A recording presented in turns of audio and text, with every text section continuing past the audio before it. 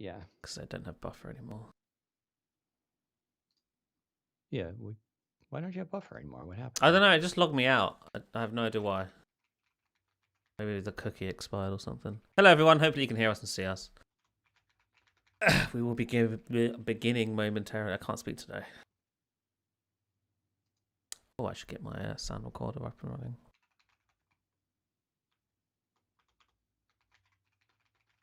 Surfy.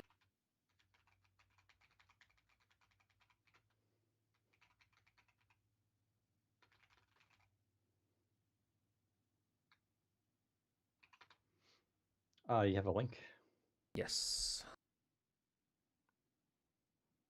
Where are you?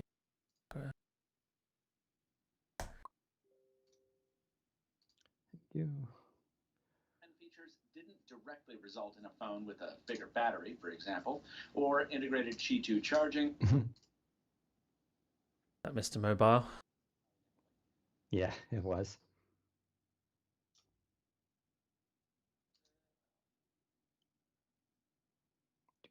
Just a sec. I gotta get this. Yeah, we'll be starting in just a sec. Need to quickly pull up the the spec sheet. There we go. Okay, it is out on Windows Central. Let's see if I can switch. Actually.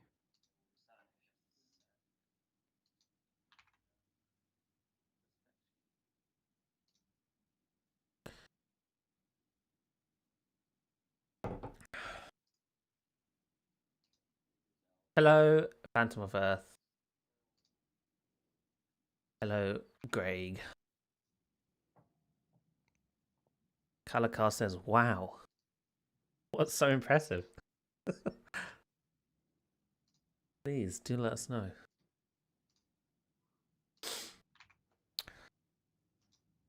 All right, it is all social shared. Brilliant. I'm ready to start when you are. All right, just give me 1 second. Zooming myself out a bit. My head looks huge.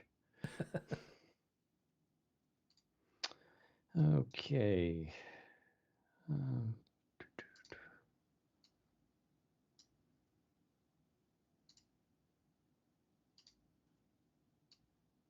All right, I am now recording. I'm now recording. 3, 2, 1. Welcome to the Windows Central Podcast, episode 354 for January 30th, 2025. Hey everyone, Deanna Rubino here, joined with Zac Bowden for another exciting episode of the Windows Central Podcast. Yes, we have become somewhat regular again for 2025 as promised, just like people going to the gym in January. We'll see what happens though in February. But this week we're going to be talking about new Surface hardware, which was announced, including with Intel chips and what that's about, what the differences are, and who may want to get those. We'll also kind of go over DeepSeek and the drama around that, which is a big deal for AI, and how Microsoft is getting really involved with it as well. Speaking of Microsoft, they're rumored to be trying to get TikTok again, which is always kind of fun. So we'll talk a little bit about that.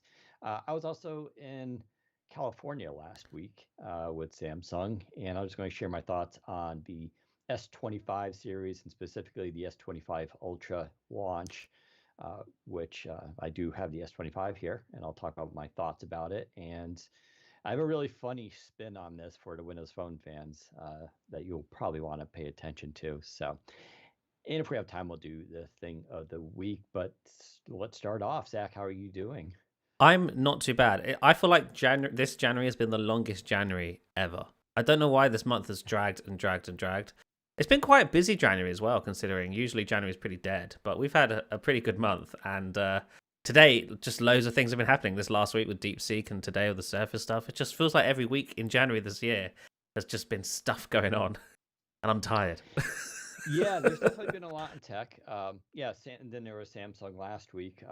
They used to do kind of like a thing at CES, and then they also did a thing at Mobile World Congress, and now they just do it like in between.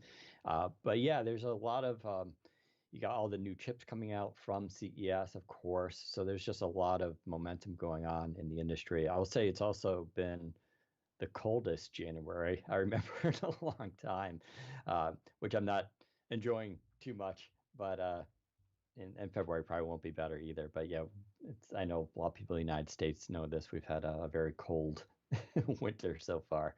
So, but anyway, let's jump into the news. So today there was a big Microsoft announcement, new surfaces, new docks, some 5G mentions as well. Why don't you give us the lowdown on what was announced, and let's go over the specs here and what we think of it. Yeah, so pretty much everything Microsoft announced today is stuff we've been talking about over the last few weeks. We're basically bang on with everything in our reporting. We'll start with the Surface Pro and Surface Laptop. Those devices were refreshed today with Intel Lunar Lake processors. That's Intel Core Ultra Series 2. These are the V processors, so these are like designed specifically for business/commercial customers. And they are basically just Intel versions of what was already existing in the Laptop 7 and Pro 11 with Snapdragon. These are Copilot Plus PCs. They are capable of all of the high-end NPU stuff, including Windows Recall, Click to Do, AI and Windows Search, and all the other fancy advanced Windows Studio effects and whatnot. Except they're just running on Intel chips. Now, these are for businesses, just like the Surface Laptop 6 and the Surface Pro 10.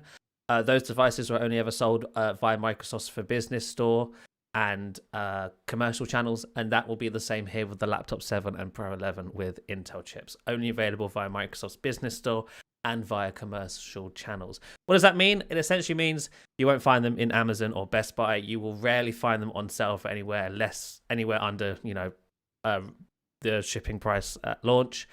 And you will also, when you order them, they only come in ugly brown packaging, which is sad, in my opinion. But that is what it is. So the differences between these versions and the Qualcomm versions, from not much, to be honest. So other than the Intel chips on the inside, we have anti-reflective screens on the Pro 11 and Laptop 7 with Intel, and NFC in the Pro 11, as well as an optional card reader SKU on the Laptop 7, as well as later this year, a 5G option on the Surface Laptop. That's a first for the Surface Laptop line. Up until now, if you've ever wanted 5G in a Surface, you've had to go with a Surface Pro 9, 10, or 11. And now with the Surface Laptop 7 with Intel, you'll finally be able to configure that with 5G later this year. Now, unfortunately, it will only be on the Intel models, which means it's only for commercial customers. You will not be able to configure a Surface laptop with 5G with a Snapdragon processor. I don't know why they've made that choice. It's hilarious because the 5G modem in the laptop will be a Qualcomm modem, but it won't be with a Qualcomm chip. It would just be with an Intel processor, which is a real damn shame. There is a big price difference between the Intel models and the Qualcomm models. The Intel ones start at $1,500, and that's for 16 gigs of RAM, 256 gigs of storage, and an Intel Core Ultra 5. Compared to the Snapdragon models, which start at $999 for consumers and $1,099 for enterprise. So, and that gets you 16 gig, 256 gig storage, as well as a Snapdragon X Plus. That's a $400 or $500 difference, depending on whether you're a consumer or a business customer. That's a huge, huge price gap. So it's $400 to $500 worth Intel, an anti-reflective screen, and maybe a card reader or NFC. Dan, what are your thoughts? Obviously, so being Intel, this is based for commercial, and app compatibility as well as IT tools and all this kind of stuff. So, from that perspective, as a consumer, it's technically irrelevant, but the new Intel Lunar Lake stuff actually is really good. It's surprisingly really good on battery life and pretty much performance. Although I would say Qualcomm's counter to that, and it's something we're going to be testing a lot more of going forward, is that both Intel and AMD experience significantly different performance differences, whether the device is plugged in or not.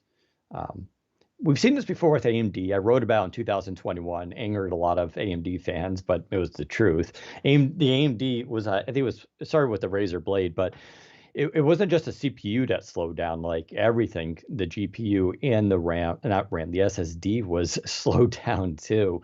And so that's kind of how the x86 systems are trying to compete in battery life, is they just simply throttle performance when you're on battery.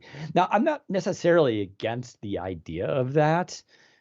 I just would want more transparency. But Qualcomm is very proud to boast that they do not change the performance, whether it's plugged in or not. It's always going to be like 100 or 99% of what you're getting all the time. So I think that's a significant difference, at least when we're considering battery life. The 5G options are certainly cool. I'm definitely big on 5G. There's no doubt about it. I was just reading even about cellular networks. I'm currently on Mint, but I'm probably switching to either T-Mobile or my cable provider offers phones too. And what I was looking at was, I didn't realize, especially when it comes to 5G, there are definitely tier systems that these networks have. So if you're on Mint, which is what's called an MVNO, so it piggybacks off of T-Mobile's network, they're technically on a lower tier of priority compared to the high-end T-Mobile plans.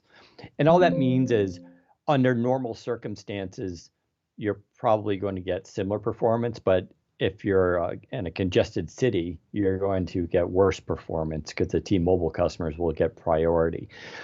The reason I'm mentioning all this stuff is because when you throw in a hotspot, the hotspots get even lower priority, when you use your phone as a hotspot. So versus if you just have a data system with a separate SIM that goes into your laptop, you're going to get even better performance.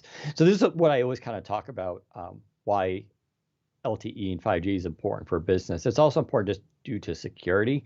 5G, 4G is inherently way more secure compared to Wi-Fi. Now, you might say your personal Wi-Fi is very secure, you know it, but this is the point with enterprise devices, which is people move around, right? They're always going to, Starbucks and airports and all this kind of stuff. And it's very easy to intercept someone's traffic on Wi-Fi. Now, for the average consumer, this is not that big of a deal. And heck, Microsoft is even building VPN into its Edge browser.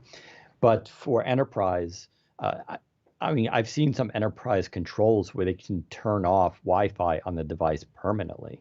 So the only way you can use it is 5G. That's going to be for people who work in really sensitive business and government and stuff. But that is important, and that's kind of why they're offering these 5G versions. I think it's cool they're offering a laptop for the first time. That makes that device really kind of compelling. But yeah, and then we've talked about the anti-reflective displays, how I really want those. And it's weird that what's good for enterprise there is not good for consumers. And that's such a weird demarcation that I really haven't seen many other OEMs do. They either do it or they don't do it. They don't separate it and split it off based on consumer commercial. I have to wonder if maybe it's just like Microsoft throwing a bone to Intel. Because it's quite clear Microsoft has prioritized the Snapdragon ones as the sort of hero devices, the consumer, the end user facing versions, and they've basically relegated Intel to the business only lines. So is them including an anti-reflective screen sort of like throwing Intel a bone, going, "Hey, we still care about your Intel devices." Who knows? I think it is a very strange choice that they keep the anti-reflective coating exclusive to the Intel ones. Also, the 5G stuff is a little bit frustrating because there are holes in Microsoft's sort of portfolio here when it comes to where 5G is available. So right now, the 5G is available on the Surface Pro 11 with Snapdragon, but it won't be available on the Surface Pro 11 with Intel. That will be the Surface Laptop. The Surface Laptop will be available with 5G, but only on Intel, not Snapdragon. So if you want an Intel-powered Surface Pro with 5G, you have to go with the older Surface Pro 10, which has an Intel Core Ultra 1 series, and that will, to my knowledge, continue to be manufactured for the next couple of years. So that's not being taken away, the Pro 10, which just confuses things further. If you're a business, you're looking at the Microsoft Store going, well, which one do I buy? Do I buy a Pro 10 with 5G or do I buy a Pro 11 without 5G? Which actually reminds me of, if you remember the Pro 5 with LTE, they kept the Surface Pro 5 with LTE around for about 4 years. It was still the option to go for when the Surface Pro 7 was around. That's how long the Pro 5 LTE lasted. And I think we're going to see the same thing here with the Surface Pro 10 5G.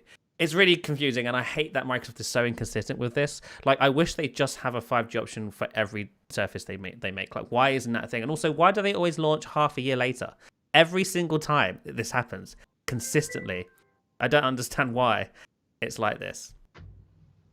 Yeah, it's certainly confusing. There are definitely, it's hard to build 5G into laptops. It's not just adding the modem. You got to build the antenna system. And for 5G, the antenna system can be quite complicated. And you have to build that into the actual device itself and have the antennas going in various places. Not only do you have to have a certain amount of antennas, I think it's like 4 or 5 of them at least, but they have to be in certain places as well as, places that's going to help with the reception bit. So it does require work, but you figure once they do that for a series, like a Surface Pro 11, and then they're going to put in an Intel version, they should be able to do it. Yeah. Maybe it's a problem with spacing. I don't know. There's a lot that goes into it. I still want a Qualcomm, the Surface Pro 11 with 5G. I really want to get. I'm so tempted just to buy it, but I have to trade in stuff, and I'm pretty lazy to do, to do that. Because Microsoft got rid of its trade-in program, it doesn't really help. But I really do want that device because, for me, the Pro 11 is still my favorite device that I use it every night, right?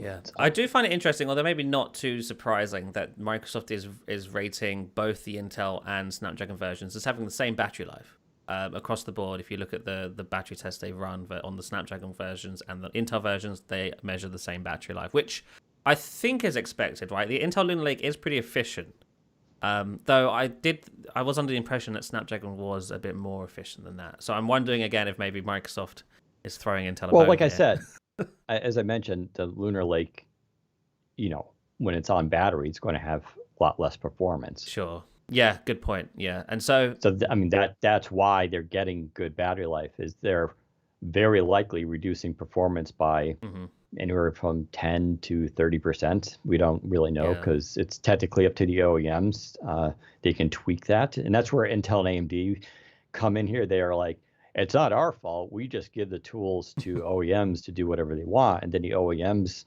will do that. So Microsoft could have attempted to get similar battery life, but in doing so, they would have tuned down the performance of the Intel version, which, as I was saying, Qualcomm chips don't do that. Yeah. So that's probably likely the story. So, it's going to be, so they may get similar battery life, but the performance between the two on battery might be drastically different. Yeah.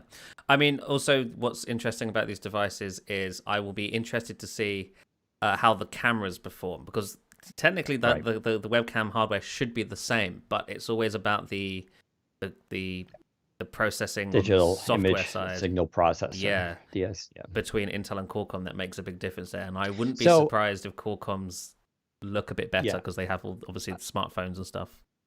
Yeah, I can speak a little to that possibility. It's true that Qualcomm has traditionally had the leg up here over Intel because of their digital image signal processor technology. It comes from smartphones, and they have a lot of experience building that for every high-end smartphone out there. So as a general rule, you can basically say any Qualcomm PC right now has way better visual acuity and quality for its webcam compared to an Intel or AMD model. That said, I forgot which company was doing it.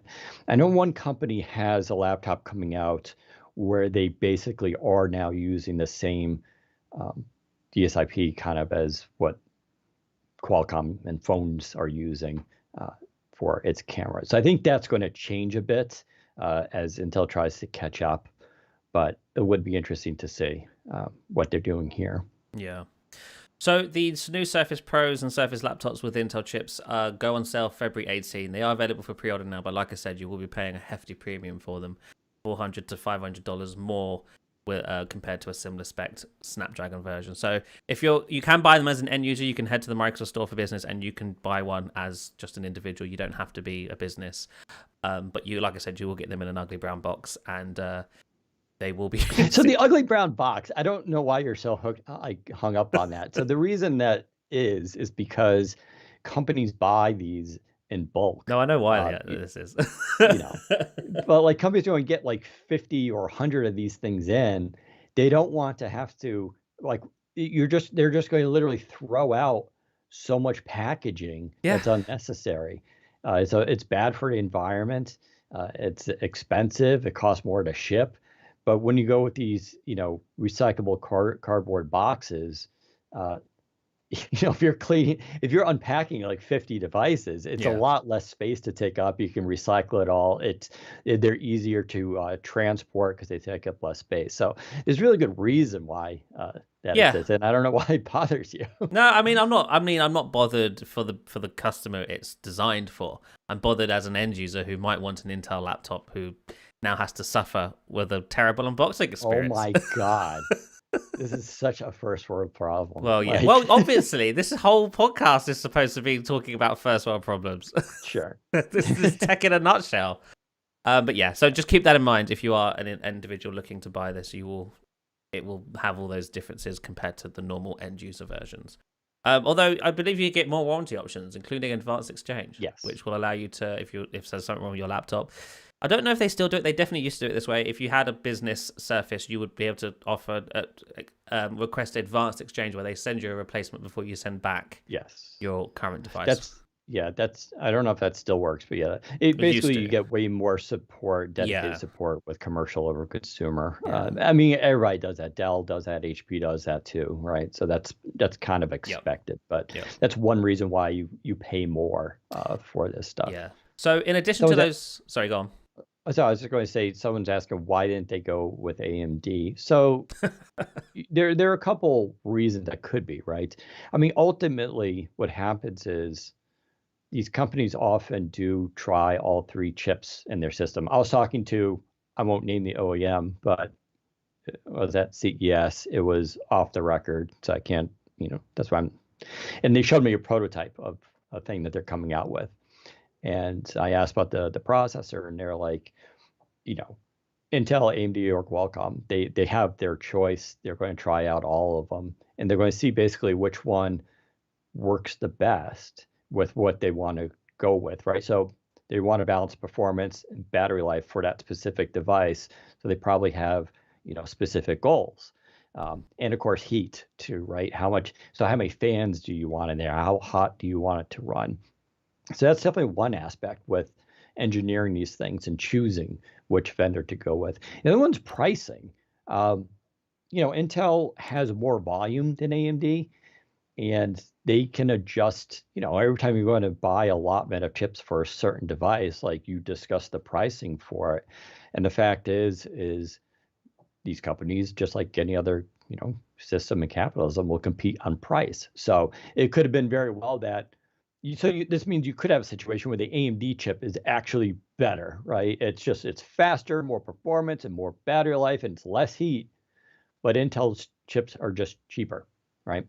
I'm not saying that's the case here. I'm saying that could theoretically happen, though, depending on what, don't forget, for every device they make, they also build into the assumption of the profit margin that they're going to make on each device, right? They have a certain percentage that they need to hit, and your BOM, the cost that it takes to make the device, comes into that factor. So that could be a thing, or they could be like, we don't really care about price as much. We value these goals, which is performance or battery life, right? So that's usually the reasons why, there's no AMD here. They either were too expensive comparatively, and AMD's latest chips aren't cheap, right? Some of them were even more expensive than Intel's. So you have the pricing, you have the engineering aspect. Maybe they didn't perform as well. Maybe there are limitations that they didn't want to have. Don't forget, with Intel and especially Qualcomm systems, you get more I'll just briefly say stuff with the chip that you can cover in terms of all the little multiprocessors and stuff. So there's a lot of factors that go into this equation, but that's the rough answer there. Yeah. So moving on, those devices aren't the only new hardware Microsoft announced today. Microsoft also announced a new Surface dock. They call it the Surface USB 4 dock. And it's supposed to, as far as I'm aware, replace the Surface Dock 2. Now, unfortunately, that means very soon the Surface Dock 2 will be out of support. And that's significant only because it's the only Surface Dock currently available that has the Surface Connect proprietary sort of connection with the magnets and stuff. Once that stock depletes, the only Surface docks you'll be able to buy are the Surface Thunderbolt 4 dock and the Surface USB 4 dock. What are the differences, I hear you ask? Well, the Surface USB 4 dock is cheaper. The Surface Thunderbolt 4 dock, which I think launched in 2023, is $300, and the new Surface USB dock is $200. It's $100 cheaper. It's a little bit smaller, and it has less ports. So it only has 2 USB-C ports, 1 USB-A port, one HDMI and an Ethernet jack, versus the older Thunderbolt 4, which I think has 2 USB-C, 2 USB-A, Ethernet, a 3.5mm jack, HDMI, and that's probably it. Now I'm thinking about it. So yeah, so you get slightly less ports in a smaller package for $100 less, but it still outputs 100 watts of power, 65 watts of which are delivered directly to the Surface itself. So it will charge the Surface laptop and Surface Pro when it's docked, which is pretty nice. It supports dual 4K monitors, which is also nice as well. I do wonder if this is a sign that we're sort of seeing the end of Surface Connect, because I have heard that the smaller Surface is coming in the next few months. They weren't announced today, unfortunately. But when they are announced and start shipping later this year, they won't have Surface Connect. And so is this Surface Dock sort of in preparation for that? The fact that it doesn't have Surface Connect and it is replacing the Surface Dock 2, which up until now was still manufactured. For those of people who prefer the Surface Connect support, like I do, like I have my Surface Dock 2 here, I chose this over the Surface Thunderbolt 4 dock because I just like that magnetic connection. Is it going away? I hope not, but I guess we'll have to see. Honestly, I think it will, because USB-C is like universal and it has one, but I do like that the option for the magnet port is there, because, you know, the MacBooks have MagSafe, and I don't see why Surface can't have Surface Connect. Even though every reviewer I know who reviews Surface PCs always complains about the proprietary port, whereas they praise it on a Mac. I'm like, why? Why does the Mac get praise and the Surface gets dinged for it? I don't understand, but it is what it is. Yeah, I don't suppose you're interested in the USB dock then? No, not really. I'm not really into docks as much these days. But the Surface Connect question is certainly interesting. Yeah. I think it just comes down to the fact that PC users are just a lot more pragmatic and just will, I think a lot of people, at least I know this when I travel with the Surface Pro 11, I rarely take the actual Microsoft charger with me, because I'll just bring my cell phone charger and use it for both. Or, I usually just have an extra Type-C cable and something laying around. It's just a little bit easier to charge that way. So I think it's just more pragmatic, where I think it's almost with Apple's, it's more ideological almost, but Yeah. maybe I'm just overthinking it. I do find it interesting. On the not compatible devices list for the new Surface Dock, it includes the Laptop Studio, which is shocking. I don't know why the Laptop Studio is on that list. I would assume it works fine with the Laptop Studio. I'm guessing because of the power wattage, they're not recommending it because it won't charge a Laptop Studio, because you need, I believe, more than 100 watts to sufficiently charge a Laptop Studio, especially under load, which you likely will be if you're docking up to a larger monitor and stuff. So yeah, if you're somebody who is looking, if you're a Laptop Studio user, I would go for the Thunderbolt 4 dock, which is $100 more, but it will give you more power, which it will be necessary. Is that everything with the Surface dock? I believe so. I don't think there's anything more interesting to add here. Oh, the only thing I wanted to add is I do have a Surface dock too, and I do use it. I really just don't like how there isn't a button to wake the laptop from the dock. Because I like to dock my Surface Laptop 7 with the lid closed, so I'm using an external keyboard and mouse, and the laptop's closed, but it's powering the screen and the computer experience. But I have to open the laptop every time to wake it, and it's just or to turn it on rather, and it's just really annoying. I just wish the dock itself had a button on it, because I know some Dell docks do that. They have a power button on the dock which sends a wake up signal via USB. to the laptop, and I don't know why. Every single Surface dock is just missing a power button, and it's very Apple-like of them, and I don't like it. Just put a power button on it. That's fair. We should talk to Cale Hunt, who does a lot of our reviews on docks, about his thoughts and experiences with these. But I don't think you're wrong. Actually, it reminds me, someone was asking about eGPUs in the new Surface devices with Intel powered. Would they work with that? Yes, they should work with that. That's right. But no one uses eGPUs anymore. I don't know if anyone ever did use eGPUs. I'll be honest. There's always one person. There's somebody out there who lives by them. Like, I am an eGPU man. Yeah, it's this idea that people have, and I get it. Asus does have a new kind of an eGPU coming out. Well, it's a refresh of one that they already did.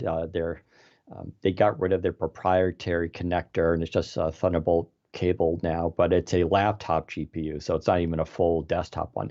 But like, I don't even think there were any eGPUs that came out that could support the RTX 4000 series, let alone a new RTX 5000 ones, because they got so big. None of Razer, I don't think, has updated their docks in years. And despite them being cool, and I get how people conceptually want this idea, most people just aren't doing that.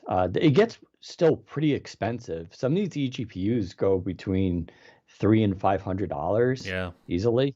And then you got to throw in the GPU, which could be, another $1,000 if you're going to, get a good GPU, because you got to get a really powerful one, more than you technically need, because with Thunderbolt 4, it's going to shave off some of that performance difference because of the bandwidth. So there are definitely limits there too with this stuff where it doesn't really make sense. Like if you had an eGPU with a 5090, in Thunderbolt 4, you're really overshot. You're not going to get the benefits of it. And the cable can't handle it. Now, Thunderbolt 5 should be better, but I'm not even sure, if that would be good. But I also just don't think a lot of people bought these things. We're seeing more interest now in mini PCs as a desktop solution, which you're reviewing a few of them and have one that's coming out shortly that actually does have. I remember seeing at Computex last year. I took photos of it, but and I think this is something you're working on too, which is it's a mini GPU, or so it's a mini PC, and then it has like a mini laptop or something type GPU enclosure that you can then attach to it. So that exists, but it's not going to be like the Razer big block that you would put on you. Like the eGPUs are massive. So I don't know. I just laugh at it just because no one actually buys these things. But conceptually, it's always even with the Qualcomm stuff, people are like, oh, but you can't use an eGPU. I'm like, no one uses eGPUs. Stop. No one buys these. That's why the market is so niche and small right now for that stuff. So anyway, go on, Zach. Sorry. Yeah, I mean, that's pretty much it for all the Surface stuff. The next wave of Surface hardware we're expecting is probably in April, May time, and those will hopefully be the smaller Surface PCs that I've been talking about. No word on when a laptop studio refresh is coming. I believe later this year, if any time. That will, who knows what chip that will run. But yeah, we are expecting, assuming they've not cancelled the laptop studio line, we're expecting a new Surface Laptop Studio with updated chips, obviously Copilot Plus capabilities, and maybe even a new 16-inch variant, but that won't be until at the very least this fall. So, that's all the Surface news. We can move on now to the big AI story of the week, DeepSeek. Dan, I have no idea what DeepSeek is. Tell me everything. I've only been skimming these stories too, so I'm not quite the expert on it, although we have quite a few articles written by Kevin on our staff, who kind of is our AI guru. So DeepSeek came out of China. It came from a startup, and the guy that founded it is like a 38-year-old math genius who got really into financial, right? So if you're really good at math and you get into finances, you start to figure out that there's patterns in the system, which he exploited and made a lot of money. And so they came out with this model. It's interesting for a few reasons. One, it's open source. So I know, it's coming out of China. People are like censorship and all that. True, right? If you go use the online version, you start asking questions about China, it's going to be censored. But because it's open source, you can just download the code and verify that there's nothing shady in it. You can modify the code, and then you can also just put it on your own computer, run it locally, and you're good to go. So why this is making the news is because of a couple things. This is the first release of it, and it's at least on parity in many ways with basically what's state of the art with ChatGPT right now. And why that's interesting is because, up until now, it's required billions and billions of dollars and huge data farms to train these models. And that was thought to be a permanent thing just built into this venture. In fact, the head of OpenAI there, Sam Altman, was on record saying that any company that had $10 million or less as open investment for training, there's just no way. There's no way they can do it. And that was last year. Now it turns out these guys apparently, well, there's some controversy here too, skipped a lot of these, what they thought were essential steps in training these models, while also saving a ton of money.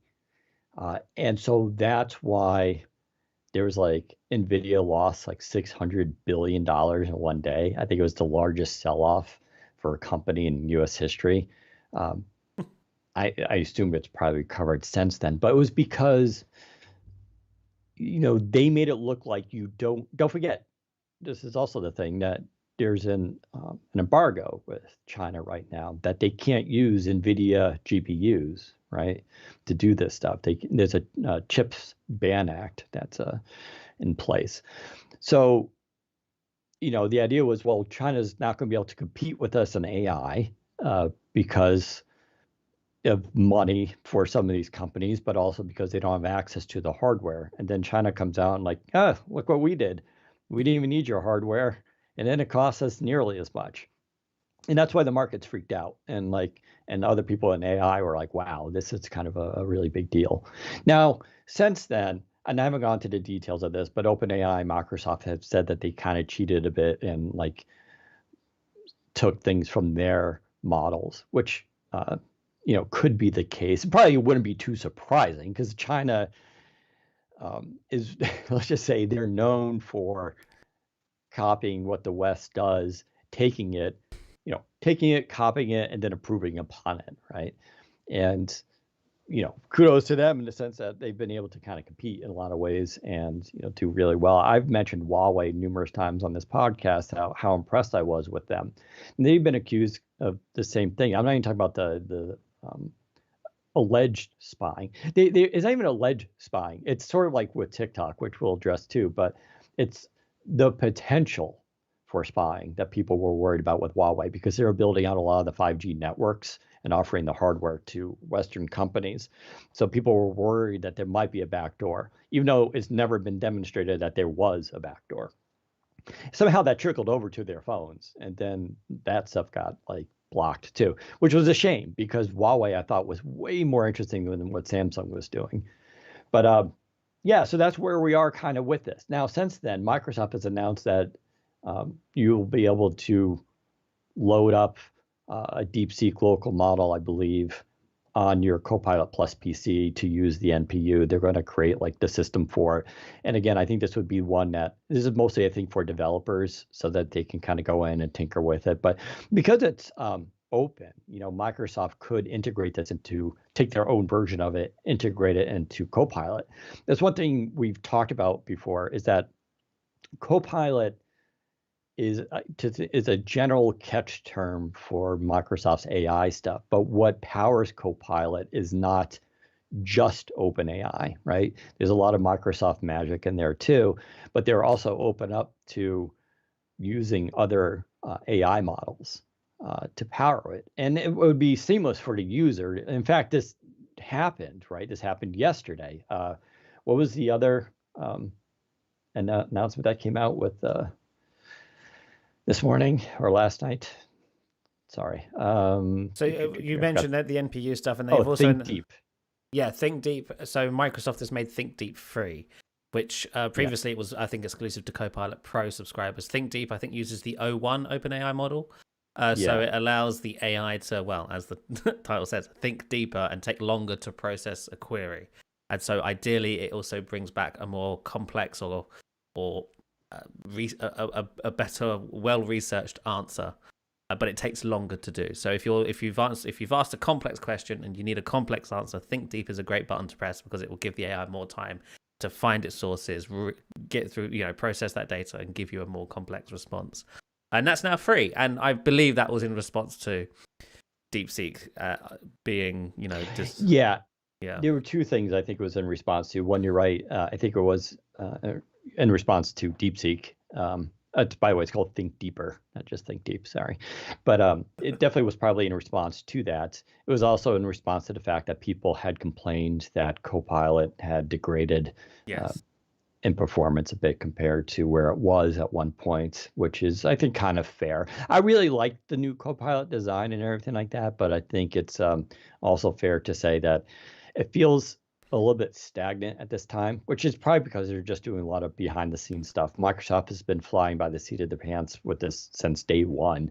And it seems like now with their new with their new AI CEO, that they're planning a lot more of this stuff. And so I think because that it's taking, a little bit more time, but the new Copilot is missing a lot of stuff, right? Like you can copy, but you can't like share stuff. And there are a bunch of features that just weren't, that are no longer there. So, yeah. So, but that's the DeepSeek stuff. Yeah. I am curious to see how these big tech firms are going to respond to this improved technology. Because obviously, as you mentioned, so far, OpenAI, Meta, Microsoft, Google have spent billions of dollars and have to use so much compute power to generate this AI technology and whatnot. DeepSeek comes in and does it for a fraction of the cost. How will these tech firms respond? Are they suddenly going to just have AI models that run at way less power and are much cheaper to build? Like, how far behind are these US firms? Are they behind, or is it just that they've not announced their versions of this yet? Like, where are we on the spectrum here, and how screwed are our US tech companies? Because if China is this far ahead, then it's bad news. This is where the tech bros come in, but they're not necessarily wrong in saying that whoever kind of wins, quote unquote, the AI race, which I'm not really even sure how you measure that, but whoever wins that can kind of dominate the world in terms of technology going forward. Even one exception being, sorry, Zach, I couldn't break it up, UFO technology. The reason I'm laughing about that is we have an off the podcast, there's a thing going on with UFOs in Maine, which is really funny. But that would be even more game changing. But until then, it's AI, and whoever controls the AI stuff, would have a real advantage. And up until now, U.S. tech firms have dominated the world, right? It's Apple, it's Google, it's Microsoft, it's Oracle, right? These are all NVIDIA, although I don't know, is NVIDIA US based? I don't know. Actually, I believe so. Yeah. But like, so you have all these massive firms, right? And then you have Meta too, don't forget, right? They're all based in the United States. Europe has got nothing, right? It's been a big issue of contention in Europe about how they need their own Silicon Valley, which is probably true because they're getting dominated by the US. And then you have China. And China is just super interesting because, they do kind of maybe steal a lot of stuff, but I can tell you also that the way they're raising their kids is going to really blow back in our face, I think, in 10 years, because they're just on a different level when it comes to education and engineering and the STEM stuff. And they're just going to be way more prepared, I think, for this kind of new tech world where, I'm just reading a study yesterday, came out, talking about how like kids don't read so good no more in the United States because they're always using their phones all the time, right? So I think China's going to have a lot of surprises here. They're just advanced in a lot of ways. Not completely, but they're catching up. I can even tell you, like, their sixth generation fighter has been making a lot of press lately. If you don't know what I'm talking about, just look up sixth generation China. and you'll see some of the coolest planes you'll ever see. Like they're really awesome looking. They're still years away from being put out there, but the technology that's being developed for them is super impressive. So, yeah. By the way, you can go download the Android app and iOS app for DeepSeek if you want. There were some issues with signups because apparently they got hit with some like kind of cyber attack, but I had no problems creating an account. It's an okay app. It's very bare bones, so it doesn't have the polish. There's no uh, widgets or anything like that. But I will say, in using it, by the way, I assume you haven't tried it. No. The results it gives is sort of like what they're saying with Think Deeper, which we were just talking about. Like I will ask it a question and it's like, that's a good question. So what you're asking about is this, and okay, there's this, and it will literally reason in front of you, like instead of just giving you the answer, it like thinks and then comes up.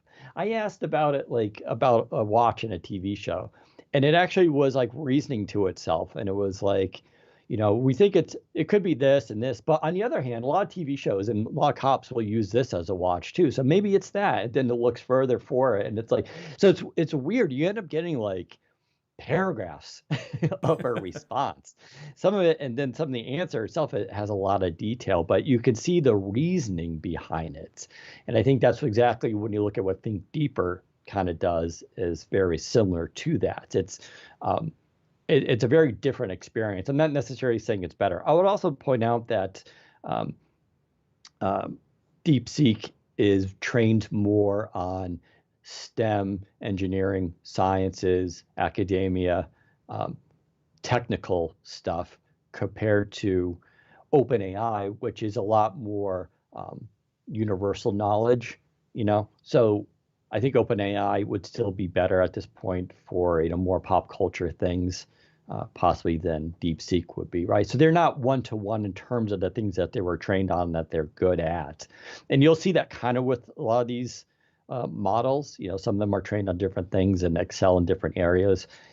That they may converge at some point, but that's another distinction between these. Yeah. Well, is that everything with DeepSeek? Yeah, until next week. Sure. Yeah. Cool. Well, in that case, we can move on and talk about TikTok, everyone's favorite social media app ever. Speaking of China. Yep.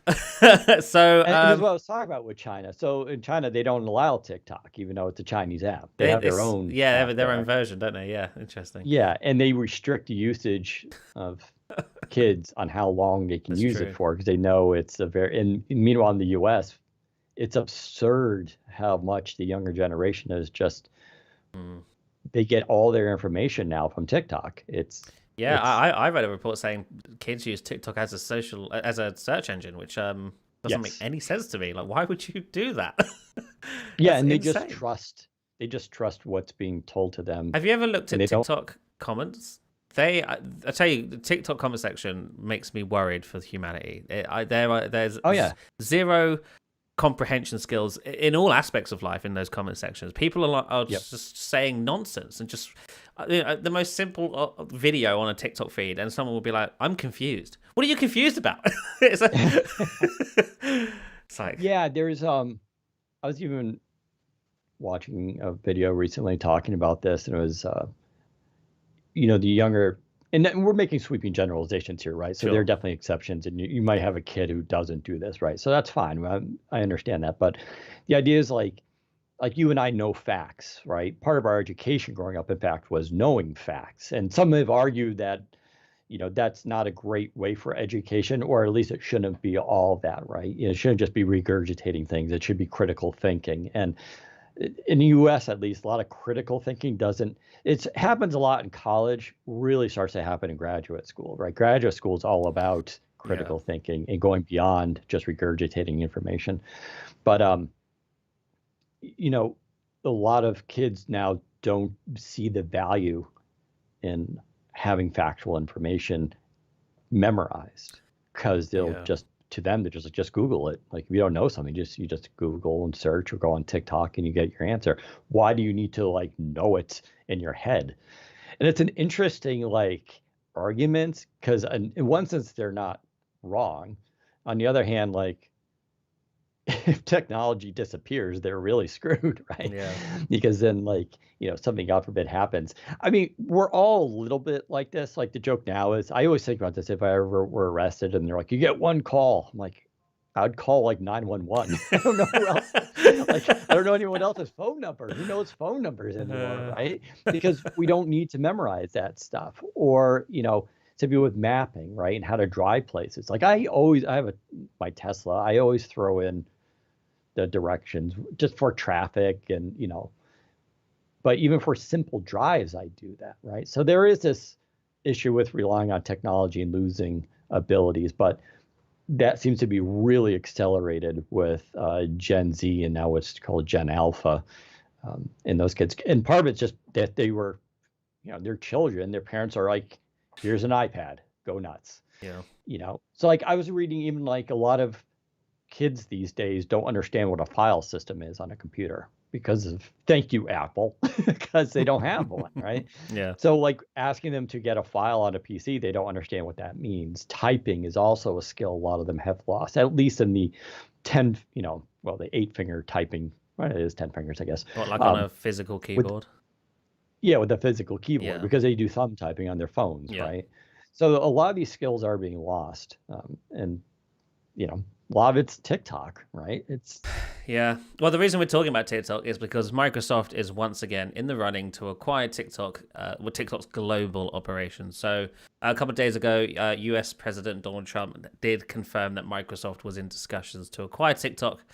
And he says that there's great interest in TikTok from several different tech firms.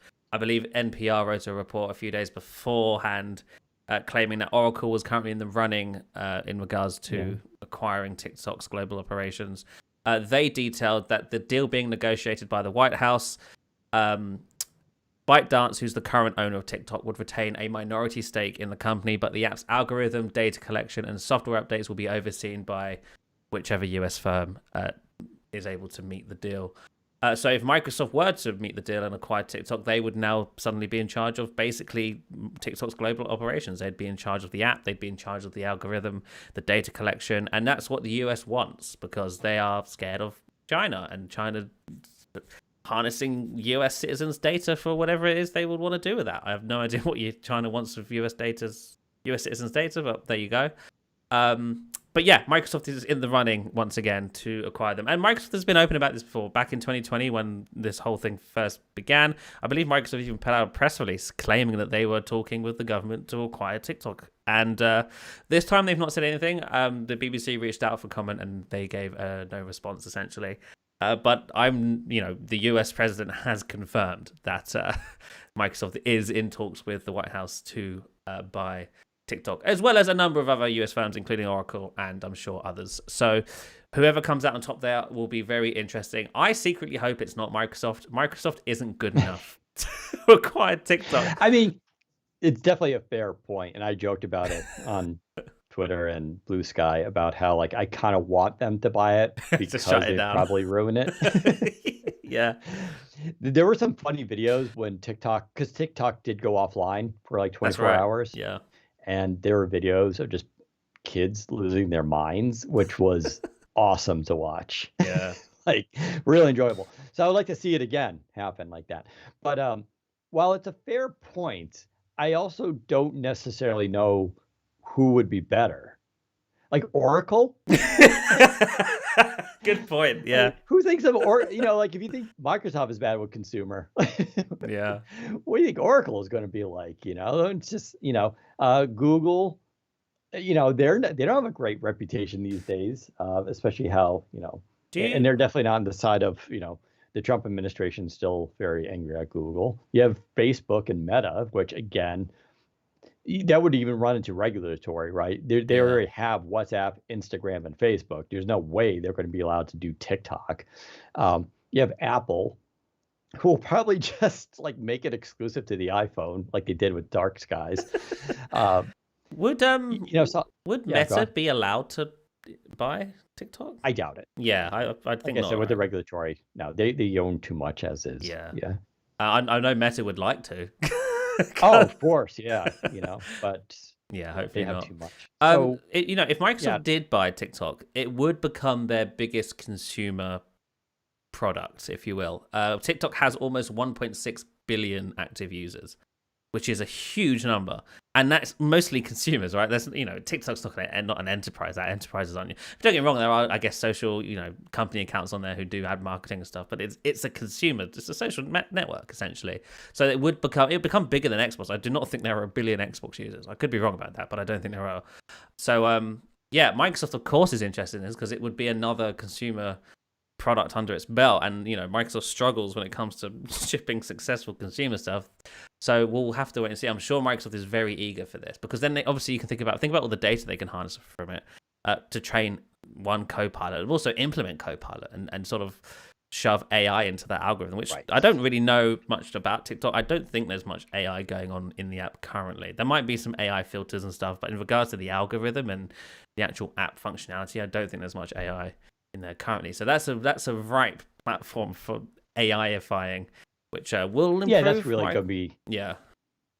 That's going to be. I was going to say it's the really big value here is just the data for training on. Oh, or Elon Musk was also brought up. Oh, I hope not. And Mr. Beast, YouTuber Mr. Beast, is apparently interested in buying TikTok too.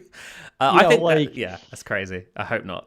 Yeah, I mean, now Microsoft all of a sudden looks like a good alternative, right? Someone's pointing out that LinkedIn is doing fine, and that is correct, but I would point out two things with LinkedIn that's a little bit different. One, LinkedIn is not a consumer product. It's enterprise again, so, but you're right, like LinkedIn is doing well under Microsoft. It was a very smart purchase by them. But the other reason why LinkedIn is doing okay is simply because the management structure of LinkedIn was left essentially intact. Yeah. LinkedIn is kind of run as a siloed company within Microsoft. So you could argue that the reason why LinkedIn is successful is because Microsoft didn't screw with it, right? Now, would they do the same with TikTok? The whole issue with TikTok is about US companies having control over the algorithm and the data behind it, right? So they would have to probably be a little bit more involved, but would they necessarily be required to be more hands-on, in which case they could kind of ruin things versus, no, we'll just switch everything over to Azure, keep it on our servers, and we'll just do safety checks and stuff like that for content. In that case, it could work, right? And you don't mess with anything. You keep as much of the current management and structure in place.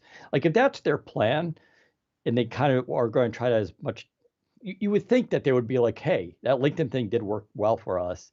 If we just applied the same principles to that with TikTok, maybe we can make it work. If you go down that route, yeah, I see them as potentially being successful here. It's a big if that's what happened. Yeah. But yeah, compared to Elon Musk or Mr. Beast buying it or Oracle, like Microsoft does look all of a sudden like the best company, right? Yeah. I will also say Microsoft is one of the few companies that hasn't really been dragged in front of Congress for Democrats and Republicans on, whether it's social issues, safety issues, DEI issues, like all that stuff. Like Microsoft has kind of remained unscathed, whereas Google, Apple, and Meta have definitely had a lot more negative flack to them. And that could be very valuable in this situation. Like Trump himself, super divisive, but like, when was the last time he's really come out against Microsoft, right? He's definitely come out against Facebook. He's come out against Google. He's had words about Apple, right? So, but Microsoft hasn't. So in that sense, you could also say with Oracle too. But in that sense, Microsoft does come off as sort of being the squeaky clean person that both Democrats and Republicans be like, okay, that's fine. Let's make a bunch of clippy jokes. They can move on with their lives kind of thing. Yeah, so I am curious what the number will be when this acquisition takes place. Like, we must be talking billions, but how high in the billions? And Microsoft definitely can afford it, I think. But do they want to spend? Because will it be more than Activision Blizzard, which I think was 69 billion, if I remember rightly? That's their biggest acquisition ever. Will TikTok be more than that? Are we looking at? And there's billion, also, which would be insane. We're also, TikTok might not want to sell. Oh, you reckon they would be willing to pull out of US entirely? that's why that's one reason why they didn't even have to they shut it down early. Yeah, Now, they there's a did. lot of evidence that they shut it down and they sent the message out to all their users as a play towards Trump, right? Yes. Because They were very Trump even the heavy even in the the Biden language. administration this last week was trying to delay this from going into effect as much as they could, because it was a law passed by U.S. Congress, right? Hmm. It's not the president can't just override law. Um, but they made sure to give Trump the credit for quote unquote saving That's it. But right. I think because Trump was the one who came out against TikTok in 2020 He did. and proposed the ban, and that's where this all started. Now, with his election, he did well with people on TikTok, and a lot of Hmm. TikTokers came out in support of him. And he's like, "Oh, those guys like me now. I like them." And all of a sudden, he was not in favor of the ban, which is just absolutely hilarious. It's like, what happened to all the national security stuff, Yeah. which is why this was passed.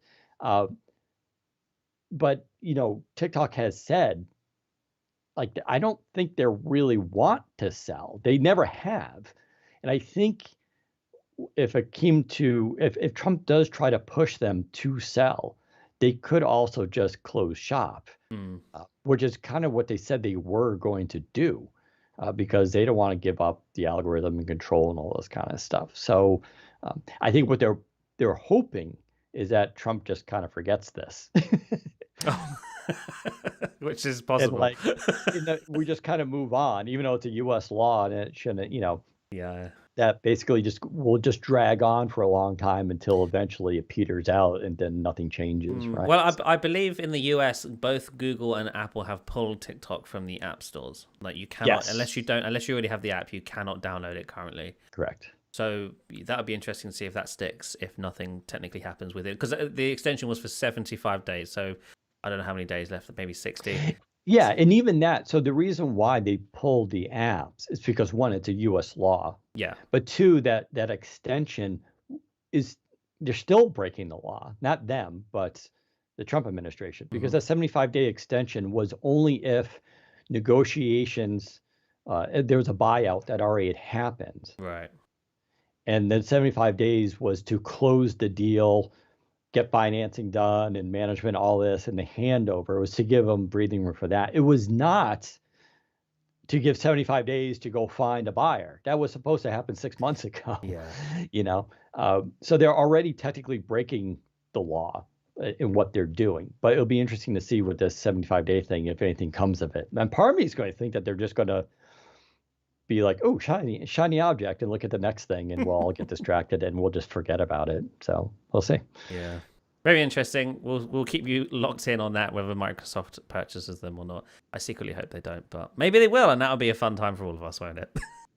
It'd be good for the site. Yeah, right. Have we all got our usernames locked in on TikTok? Are we ready for that in case Microsoft does buy? I don't know. I don't use TikTok at all. It's funny, there is a gender thing here too, where a lot of females use TikTok. It's like 60% at a certain age demographic, but men tend towards YouTube, which is definitely how Yeah. I do. I watch a lot of YouTube videos, long form, 20 minutes, 2 hours, whatever. TikTok to me seems absurd with its shortness, but yeah. Guys, it's bad news. Somebody has at Zac Bowden on TikTok. It's game over. Microsoft, give up. I don't want you to buy this service. Crazy. All right, shall we talk about the Galaxy S25? You have one in your hand, don't you? Oh yeah. Yeah. So yeah, let's just cover that quickly. So Samsung, as always, had its annual Unpacked event. Well, semi-annual. They do it a couple times, right? But there was no surprises here because Samsung stuff always leaks out so far ahead that it's like, But they announced the S25, S25 Plus, S25 Ultra. Of course, they go on sale, I believe, February 7th, though you can pre-order them now. Like we always talk about, Samsung, for a lot of people in the US, is a lot like Apple, where if you already have a Samsung phone, their trade-in value is just like so awesome. It's really hard to kind of turn it down. They just give a lot of money, especially if you have a previous Samsung phone. So they really entice you, just like Apple does, to sort of upgrade. And they take a lot of trade-ins and all that kind of stuff and have these deals that are running. So I did get the S25 Ultra. The big thing at the Unpacked, of course, was they were talking about AI. No surprise, Galaxy AI. And people are still rolling their eyes at it, and I get it, but AI really is this big thing that's sticking around. It's not going away. I will say last year, AI, all companies were scrambling, just what I was talking about earlier with Microsoft, to make AI, to make products that people would want and all that. And a lot of it was just throwing stuff against the wall. They're not completely out of that phase yet, but now you can see Samsung is starting to finally do some serious work. So one of the big things they have on the phone now is called the Now Brief, which is something I've argued for and wanted to see even in Windows, which is basically when you turn on Windows, the first thing you get is like AI updating you on everything that's important, current weather, important emails that you need to check out. Here are your latest appointments. Here are things you may be interested in, right? It's the proactive nature of AI, the potential there. That's really important. It's not that it can do something for me when I ask it, is that it does stuff for me without me asking, right? And so that's what they kind of have now. So it's a Now Brief. It changes on morning, midday, and evening and night and stuff like that. It's a little app, and it could show up on your lock screen too, and you tap it, and it does the things I just kind of talked about. The plumbing is getting there. It's still not as useful as I want it to be, but it's starting to incorporate now photos from the Samsung photo album, which is kind of cool. It gives you the weather, it gives you the news. What's funny is it doesn't integrate with Samsung News app, which was a weird oversight to me. You think it would, and I imagine it will. And I actually like Samsung News. On Samsung phones, you're given the choice for your, when you swipe to the left side, you can either use Google News, which is default, but you can switch it to the Samsung News app, which I actually like better. So I imagine that will happen too. So that's kind of that's part of the big thing. And I know it sounds like, okay, not that big of a deal, but this is where like they're trying to get all their apps and services to connect and speak to each other under this AI to pull it all together, right? And that's where a lot of this groundwork is coming from. They also did a lot of stuff with photos, of course, where you can make certain adjustments, and it's getting there too. I still think they could do more photos. They're probably the most useful feature actually is the one where you can record a meeting with audio, and then it'll convert it immediately to text, and then even summarize the meeting into bullet points, which you can then share. I use that quite often. It's really impressive to use, especially when I'm doing interviews with people. It can also do stuff on the phone, like it can speak for you or it can summarize your call that you're on and all this kind of stuff. So a lot of that is what the main focus is. And I will say that Samsung currently has the most coherent ecosystem-driven AI platform out there right now, even ahead of Apple. And Apple famously just a week ago had to pull some of the AI because it was screwing up the summarization of notifications, which to me is like, again, that seems like one of those ideas that's like, well, let's try this. The idea is like, you have a bunch of notifications and it'll summarize them. But what people were finding out was a lot of times it was leaving out vital information or what would seem like priority information for people. But so that's where I think Samsung is. They have their laptops too, and this stuff is working somewhat on there. I have asked them if they're bringing the Brief stuff to laptops. I'm going to try to waiting on an answer there. So I think that stuff is cool. We're still, I think, a long way from this stuff being really the main selling point of a phone, but they're going down that path, and I think they're starting to head in the right direction. So that's cool. Now let's talk about the hardware at the S25 Ultra. I do have the S24, and I had the S23 before it. I'm a huge fan of the Ultra series. One, has a stylus built in, which it's great because it's built into the device, as you know, but like I rarely use it, but that one time I want to use it, I'm just glad it's there, right? And it's not like an extra thing with the Fold where you have to carry it externally. The big thing with the pen this year was they removed Bluetooth.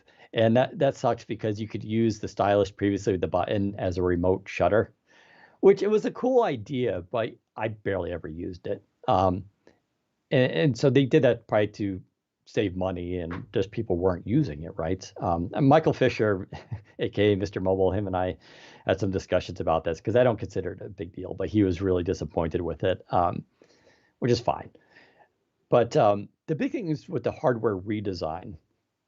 So the joke is, and the reason I'm really talking about this, and this will be kind of the thrust of my review, which I'll just do a quick one on it. But if you liked or loved the Nokia Lumia 930, this feels very similar to that device, except it's, obviously larger. It's like almost a 7-inch display now.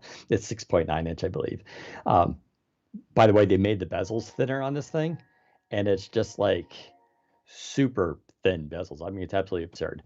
But the reason why it feels like a 930 is because the side rails on it now are flat and they're titanium. I don't know if the 930 was made from titanium. I don't think it was, but it has that very squared off feel, except the 930. I don't know if did the 930 have rounded corners or they were hard very, very slightly rounded, very slightly. Yeah. I think at the time most people have said they were sharp, but these days, okay, they were slightly rounded. Yeah. So Samsung definitely rounded these more, which was kind of an issue I had when you hold the phone and that corner would kind of dig into your palm. Now it just feels way better. The flat sides make it easier to grip. This is kind of the first Samsung phone. I don't feel like I need a case for it, which is kind of cool. And they upgraded the camera, right? So the wide angle went from a 12 megapixel to a 50 megapixel. So it's a better shooter there. The cameras are good. They're still not as good under low light conditions and fast moving object conditions as the Pixel series, which is a shame. I'm still hoping that they kind of get there. But like I said, this really feels like a larger 930 to me. That's why I think I kind of like it so much. And it was funny when I was hanging out with Fisher, the first thing he did was put Launcher 10 on it. Or was it Launcher 11? I don't know what they call it now. It's Launcher 10, right? I believe so, yeah. Yeah, so he put that on there and immediately restored his settings, I think, and it looked like a Windows phone, like immediately. I was just like, and I was laughing because even I don't do that. Like I've given up and just use Android interface, that we all know and stuff. But if you don't know, Launcher 10 it simulates a Windows mobile interface with the tiles, and they even flip around and they do stuff like that. They live update. It's kind of neat. I'm going to try it. I need to download it. I think there's a free version, but there's also a paid version to unlock stuff. So I am going to sit down and try to make my phone Windows Phone-ish. But I kind of like the Android experience as is right now. But if you do both those things, you would have a pretty close Lumia experience in 2025. So that's kind of my take on the phone. Battery life has been fantastic. I think One UI 7, which is on here, is awesome. It's really polished off now, and I really like the changes that they've done. They have snuck in some stuff from Good Lock into the settings, specifically with customization of the home screen. If you don't know Good Lock, it's such a weird name. But if you go to the Samsung store, it's an app that then downloads a bunch of sub apps that allows you to heavily customize any Samsung phone, like really heavily customized to the point where it's almost confusing. But you can do a lot of that there. But the One UI 7 just looks really nice. It's been running great. Like I said, battery life is impressive. It now has super fast charge 2.0. So it goes from 0% to 75% in 30 minutes now, which is like a 10% improvement over the last one. So that's really great. The biggest thing is probably the display, which you and I talked about previously with the S24 Ultra. For those who don't know, it was a new version of Gorilla Glass. The big thing was it was anti-reflective. So you still get the OLED experience. Colors are punchy and bright, but there's just like no reflection on the thing. It's almost weird looking when you're using it because it's just so crisp and like so much, you don't get any light coming back at you. You don't appreciate it till you try it. It's only the Ultra that has this. So they've improved it even a little bit more with this version. It has an even stronger glass on it, which is pretty nice. I'm trying to think what else that kind of really, the fingerprint scanner has been great. No issues with that. Yeah, I don't know. it's a hard phone for me to put down. I really, really enjoy using it. They also updated some of their default notification noises, which is kind of nice too. So I do love the look of it. I do think it's a gorgeous looking phone. I do. There's been a lot of criticism around it being boring, but I think it's only boring if you are upgrading from the immediate predecessor, which that being the S24 Ultra. Because it's fair to say, if you look at the S20, maybe the S22, definitely the S23, the S24, and the S25 side by side, they do look very similar. They have definitely made minor iterations between the generations. But if you're coming from an S20 or an S21 Ultra, big upgrade. And the uniform bezels, the super thin bezels, are enough for me to want one. I think they look great. The only problem is I'm fully on board the foldables train, and I feel like I can't go back to a slab phone now because you can I've go back. elevated. It's just, but it's an adjustment period, definitely. Yeah. But I felt the same way because I have the Fold 6. I've talked about that. I bought that one, you know. But you know what it comes down to? Part of it's the cameras. Although you have a Pixel Fold, and the cameras are really probably really good on that. So, and also Samsung has teased that it's working on a trifold, which yes, I can't buy the S25 Ultra if I know a trifold is coming. Come on, Samsung, you shouldn't have announced that. It's rumored to be a 10-inch display. I'm ready for it. Give it to me now. That's insane. Yeah, so let's talk about that briefly because that does annoy me. We were talking about that in Telegram before about people call the phone boring and it's just an iteration. It's like I have a couple complaints about this. For one, it's a smartphone in the year 2025. Folks, if you're looking at a slab phone in 2025, we pretty much nailed the concept like at least 5 years ago, if not definitely more. There's only so much you can do. In fact, you can argue that I just said it reminds me heavily of a Lumia 930, right? When would that come out? 2012? Yeah. 2013?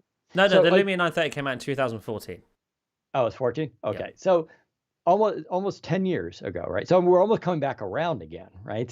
So like there's only so many things you can do on a phone that's a rectangle slab, which is what I used to call the iPhone back in the day, which is a black rectangular slab, right?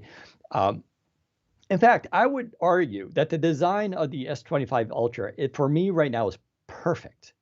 Like I love the rounded corners and the flat sides. One of the big things was they finally got rid of the Ultras for a while, still had the curved display on the edges. It would fall off a little bit. And it was just annoying to use. And now since the S24 Ultra, they've made it completely flat, which is just much easier to use when you're using the stylus, right? And it's just like, but here's the thing, like I'm arguing it's like a perfect design. Okay, maybe they can make it thinner or lighter or whatever, right? But I'm talking about the actual looks of it. If I'm saying it's a perfect design, but they can't keep it for the next couple of years, right? Because the expectation is like, no, they got to change it again. So they'll probably end up going back to sharp corners at some point or rounded edges or, so it's like, at what point do you figure out the layout of the phone? At least Apple does stick to the same design for a couple of years. Yeah, people rip on them because you can't tell the difference outside the new colors, right? That's the joke. But I don't know, once you kind of figure out a design and you spend all this promotion talking about how the design has been improved, like it's kind of weird to be like, we rounded the corners and flattened the sides. It's like, so you admit that the sharp corners and the rounded sides sucked, right? Or wasn't as good of an experience. But then when you were premiering the phone, you didn't say that, right? So they're in a weird position there. And then you brought up the valid point too, which is a lot of tech reviewers are like, well, compared to the S24 Ultra, it's not that big of an upgrade. Technically, that's fair to do. I think every review, you should compare it to the previous generation for context and all that kind of stuff. That's totally valid. But most normal human beings aren't going to come from an S24 Ultra to the S25 Ultra. Some will, some of the early adopter and really techie people will. But I know a lot of people have S21s, S22s, and S23s that are going to look to upgrade, right? That's a bigger jump for them and a more important comparison. And then finally, I would just say, forget the comparison aspect. Just as a phone, is it a really good smartphone in the year 2025? Like if you gave this to a person for the first time and just be like, just use this phone, tell me what you think. The performance is great. The battery life is the best it's ever been. The stylus, they've improved the stylus a little bit. The tip is better, I guess. The display is better. Like they've improved everything. So I think as a phone, it's great. But if you're only basing your review on how much it changed from last year and you give it a negative score from that, I think that's a weird metric for measuring technology. Because we say that with laptops too. Like laptops, clamshell, they kind of figured it out a long time ago. Now we're just focusing on battery life, the processors, and display technology mostly. That's really all it comes down to. Um, if you want exciting, you go to dual screen PC, foldable screen PC. If you want that for phones, same thing, right? You go to the foldable phones, like you were talking about. That's where the innovation and cool stuff is happening. That's where you do expect larger jumps. And I think that's where the valid criticism is a little bit with Samsung, that, with the folds. Yeah. Just because the Chinese manufacturers have skipped so far ahead of them, I still think the fold is great. There's also an issue with, failure rates. I've been saying that I think Samsung's been focusing on trying to get these things very sturdy and to reduce the failure rates as much as they can. And I think they've succeeded there. I don't know with the Chinese phones what their failure rates and returns are. It could be much lower because every time you dramatically change the design, you run the risk of a new defect is going to pop up that you didn't test for or missed in your testing, right? Versus if you keep the same design for a couple of years, you figure out what works and what doesn't. So that's my thoughts on that stuff. Like I said, I'll have more coming on it. Samsung is sending me their Ring and their Ultra watch too, which I'm excited about. As I was telling Zach before the call, I can finally rid myself of the Apple Watch, my iPhone 13 mini, which I've been using at the gym forever. And I'll just go to the Galaxy Watch Ultra and use that and try the Ring out. The Ring I'll try to do something on that too, because I've been with Aura since kind of day one. And I'm grandfathered into them, so I don't pay for a monthly subscription, which is a sore spot. But Samsung's you don't, of course, at least as of yet. But I'm curious about how their Ring holds up against Aura. So I don't know. Do you have any other thoughts you want to share about this stuff? No, I don't think so. Other than, like I said, I do love the design, and if foldables didn't exist, I would have probably picked one up. I do like One UI these days. I think One UI 7 is a nice update. It's come a long way since the TouchWiz and early One UI days. I used to hate Samsung software, but these days it's relatively inoffensive. In fact, I think even with One UI 7, they've put an effort in to make it more fluid and iPhone-like. Oh, it looks great. Yeah, I do like it. There's just a lot of little things about it. I just think it just looks, even the battery, they changed the battery icon, looks better. Was it? Oh, shoot. I just had another thought I was going to say. But now I forgot it. Kind of been important. Yeah, I think it was, but now, wow. Oh, the other thing we should mention that people are a little bit sad that the new Samsungs don't have. Qi 2, is it? The magnets. Oh, yeah. I don't use that stuff. So I'm a little bit, so my disappointment there won't be as severe as some other people. So I'm not saying if you are disappointed, that's fine. I still plug in my phone most of the time. I would have, again, the Chinese have been building their phones with really rapid fast charging and Qi 2 and all that stuff for years now, right? They still do a better job there. It's like what I was saying with Huawei. I guess I would have liked that. Even like the Samsung Fold doesn't have fast charging, which is kind of annoying, or at least a super fast charging, as they call it. But yeah, that's a bad thing for some people. But for me, it's been okay. So, but yeah, I'll probably think of the thing I was going to say later about the whatever Samsung ones. But I recommend it. If you're in the market for a new phone, if you're in the US, go to Best Buy, check them out, handle them. I think the design is perfect. I hope they don't change it, but knowing the market, they're going to have to. So, but it's also lighter, or at least it feels lighter. I gave it to my best friend who has the S23. We compare it to my S24. It definitely feels lighter than the S24. In a significant way. It's funny too. Like people say that they look the same. Actually, when you compare them in real life, they really don't. Yeah. But again, it's because there's such a genericness to slab phones these days that, from the front, they basically do look the same. At least Google's thing is like, we're going to change up the way the cameras look on the rear, right? It's got a bump this year. This year it's a smaller bump, and then they changed the colors, of course. But even with the Pixels, people were like, remember talking about the new Pixel 9s, they're like, oh, they feel so much more premium. I tried my Pixel 8. I'm like, my Pixel 8 feels amazing. Like, I had no complaints about the Pixel 8. So I don't know. But there we go. We'll have more on Samsung in the coming weeks. Like I said, I'm curious about their interactions with the their own laptops, which are really good. So, do you want to try a thing of the week? Do you have anything you want to share? I guess so. I mentioned this last week in the solo podcast, but I'll mention it again. Severance is back. Season 2 is now airing on Apple TV Plus. It's amazing. The show is, I think, my favorite show ever. Season 1 was a total blast. The cliffhanger at the end of Season 1 was incredible. The 3-year wait between Season 1 and Season 2 was less incredible. But we're now back with Season 2. Season 2 is currently airing. I think there's 2 episodes out now. A third one will be up tomorrow. And yeah, so far so good. It's living up to the hype, which not a lot of Season 2s do. So I'm super impressed so far. Definitely recommend. Nice. Yeah, we started watching that. Had to turn it off briefly. Henry, my little boy dog, my doggy son, he's a very shy boy. When he's here in the house, he's thrives, and he has Abby, our girl dog, who basically takes care of him. But when we take him outside on his own, he gets really kind of scared. And for some reason, we're watching this, and we noticed he started shaking on the couch. Oh. And it was because of the elevator dings. Especially the first episode, they kept going on and off, you know. For some reason, it freaked him out, and he got scared, and he was shaking. So we had to stop it and like comfort him.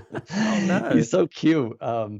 Yeah, but it is a great show. We've been going also through From, which I think I don't know if I mentioned in the last podcast. So From is on MGM Plus, which is, I guess, another streaming service. It's a show that no one's heard of. We just finished season 3, which is where they're up to now. Season 4 doesn't come out till like 2026, unfortunately. But I'm going to keep pushing people watch this show. It's just like Lost combined with The Walking Dead. It's, if you love mystery shows that are always keeping you guessing and like what the big reveal is, you would love this. I would say it's better than Lost, though. It does have a lot of violence in it, and they're pretty aggressive with it, but the acting is great too. So highly recommend that. Also getting through Dexter, which I'm like 15 years late on. That's been a great show so far, though I hear the ending isn't so good. Also been watching The Jackal on Apple TV, which is okay. It's kind of neat if you like kind of spy assassin. I keep hearing good things about Silo, also on Apple TV Plus. Yes, just finished Silo season 2, which Silo is great. Yes, if you're into, it's technically classified as a sci-fi post-apocalyptic, but it's not really about the technology in the show. It's almost a lack of technology. But that's another great mystery show. Yeah. Like From, it's just tremendously acted, amazing sets. Yeah, I highly recommend Silo. I'm gonna start that this weekend, I think. Yeah, you'll absolutely love it. You can just blast through the 2 seasons pretty quickly. So I think that's probably about it for me. I don't have anything else, I don't think, interesting that's happened. So probably think of something later, but that's fine. We'll do some Q&A with the audience now if they have any. Otherwise, we'll be back next week, hopefully. As always, you can follow me on Twitter and on Blue Sky at Daniel_Rubino, or just at Daniel Rubino on Blue Sky. Follow Zach at ZACBOWDEN as well, both on Twitter and Blue Sky. And we'll be back next week. Thanks for tuning in. We'll talk to you next time. Take care, everyone. Yes. Okay. If you have any questions in the chat, now's the time to put them in. We will do our best to try and answer them. And if there are no questions, we will leave. Yeah. Do any phones have any 1-inch sensors? Is it possible? I believe there are some phones that market themselves as having a 1-inch sensor. I don't know if they have an actual 1-inch sensor, or if it's less than 1 inches and software is aiding it to perform like a 1-inch sensor. We'll have to look it up. I believe a Sony may have a phone with a 1-inch sensor, or so they say. Yeah, I think Sony has been like the big camera professional video people for a while. And then there was LG too, but they don't make phones anymore. what's going on with Windows? With Myosin, we had the one core vision. With Hanos, we had the Windows 11 UI refresh. What does Pavan want to do with it? Any insights? I guess insider information you mean there? So I don't really know currently. Pavan's technically new to the role. I think he's fine. He's only just found his feet really, and I don't think we're going to see his vision for Windows until probably 2026, because it's a tough time for Windows with Windows 10 end of support and whatnot. Microsoft really needs to do its best to not rock the boat currently with Windows. They need to sort of just get everyone off Windows 10 onto Windows 11 before they can start looking at what's next for Windows. I do think we'll get a Windows 12 eventually. I don't know if it will be under Pavan or whoever comes after him. I assume Pavan would like to sort of make his mark on Windows. And so, 2020... And this is just pure speculation. This isn't based on any information I have internally. But if a Windows 12 is to happen, I think 2026 is probably likely. That gives Pavan this entire year and most of next year to put together some new sort of UX or updated UX that could make for a Windows 12. Because I've always said, the only reason to do a Windows 12 or a new version of Windows is if the UX is changing in any significant way. If it looks like Windows 11, it might as well remain Windows 11, right? So we'll see how that goes there. But I think because Microsoft is also working on NXT, right? And we've talked about NXT before, this sort of lightweight version of Windows that's very web focused. That may be something that debuts this year if it's not already been cancelled, and that's supposed to be quite significant in regards to UX and AI. I think, if anything, my guess would be the future of Windows is AI, and what I mean by that is AI UX. Like, what could an operating system look like if it was built from the ground up with AI at the heart of it, right? So far, what we've all, Windows, the only AI we really see is in apps. The shell isn't really AI driven. Satya Nadella has teased, the idea, his vision for Copilot and AI in general is that AI is an orchestrator. You construct the AI, and the AI brings apps to you. It can complete tasks for you. It can control apps. And so, maybe a future version where this is something Microsoft has conceptualized internally, to my knowledge. Just imagine a text box. The UI is a text box, and you just type what you want to do. I need to edit this photo in Photoshop. Blur the background, and Copilot just brings Photoshop to you. It automatically imports the photo into Photoshop. It selects the context menus it needs to within Photoshop, and it blurs the image for you.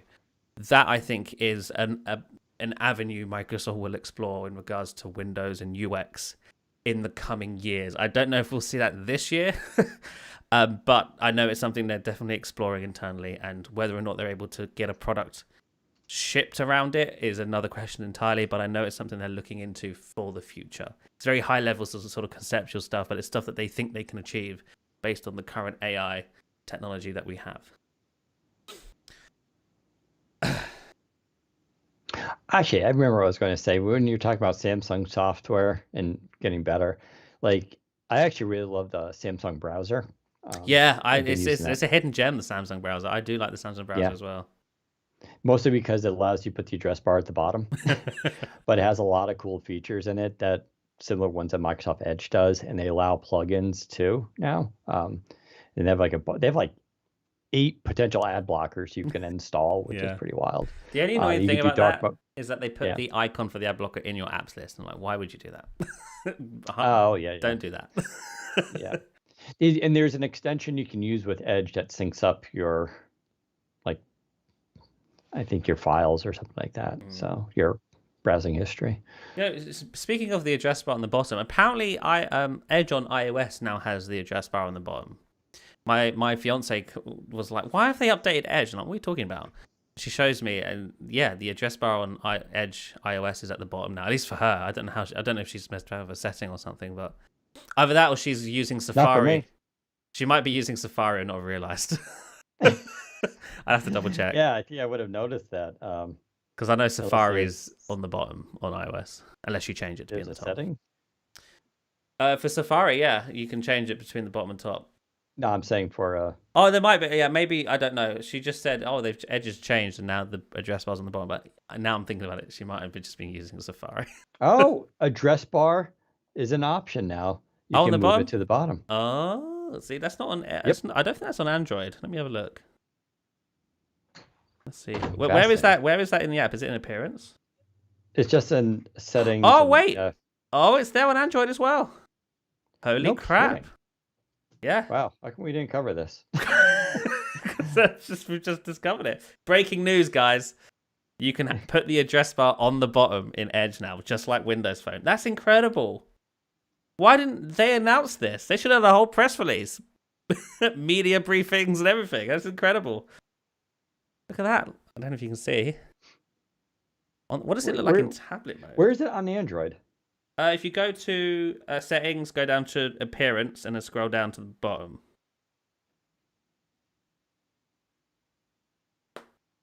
I don't have that. Have you tried updating your browser? It might be A/B testing. Yeah, maybe. I have app theme appearance, advanced appearance setting, dark theme. Yeah, below that. Web pages. An address bar appearance setting. Address bar. Show the immersive reader button. Oh, so you don't see. So if you look on Skype, you can see there it says address bar, and I've set it to bottom. What version of Edge are you on? It is. Mine's 132.0.2957.129. Yep. That's it. Maybe it's a flag. You can enable a flag. Yeah, I'll try flags. That's pretty cool that they did that. That's what, a decade late when we first complained about it not being there. Oh, that's fun.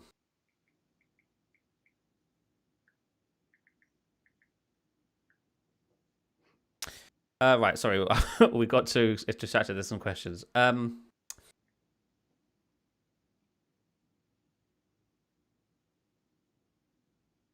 Samsung keyboard is trash. How can I use SwiftKey while still being able to use all the S Pen features? So believe it or not, Samsung's keyboard is powered by SwiftKey. They don't market it that as so, but it is true. You have to trust me on that. Yeah, I don't find a huge difference between them. I actually really like Samsung's I'd also keyboard. say, again, go into download Good Lock, and you can download their keyboard app, and you can change everything about the keyboard. Like literally, yeah, you can. I miss the space bar often. So when I look at my text, it's like one long sentence with B always in there instead of the space. So I was able to actually elongate and make the height taller on the space bar, so I miss it less. And then you can shrink other keys down. And you can literally make your keyboard like that. You can change the colors. Like I customized mine. So there's really no reason why you shouldn't be able to figure out a way to make that keyboard work for you through customization, because there's just so much you can do with it. I agree. I still like SwiftKey, but Samsung does have some cool stuff built into theirs that makes it kind of convenient too. So.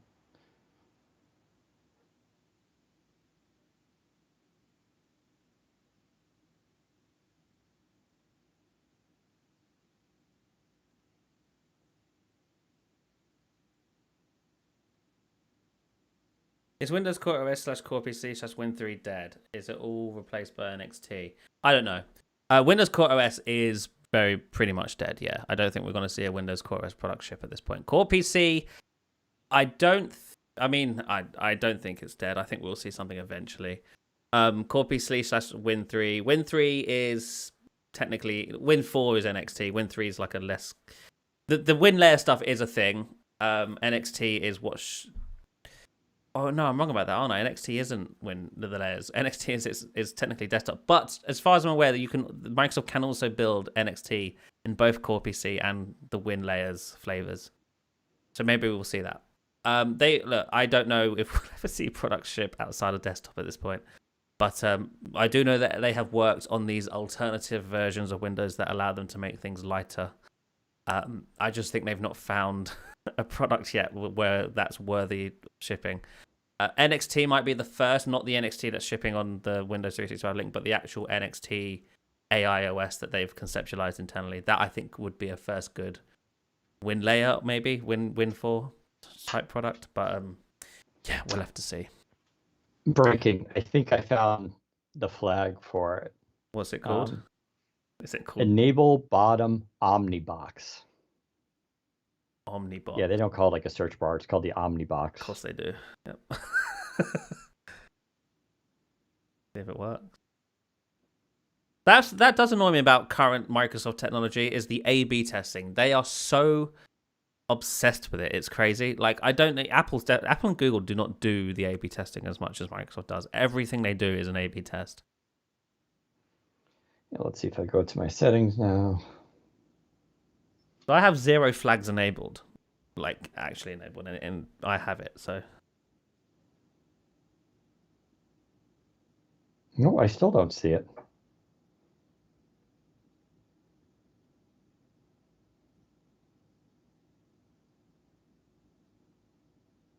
strange. I'll take some screenshots. Yeah. Because maybe I'm the only person in the world that has it on Android.